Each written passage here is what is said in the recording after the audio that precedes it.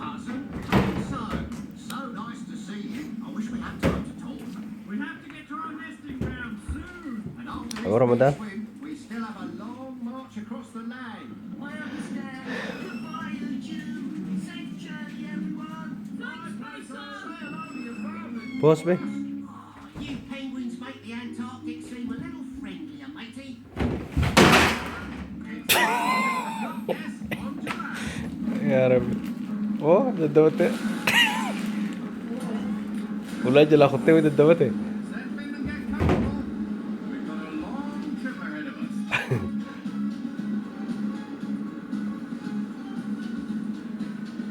انجولي رخا انا ستيس May have disappeared without a trace.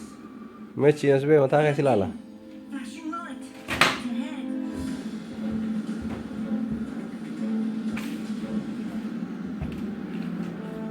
انكو فين I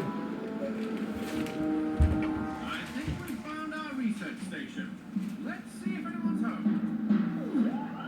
In all this winter, قومتي انا ما رحت عمار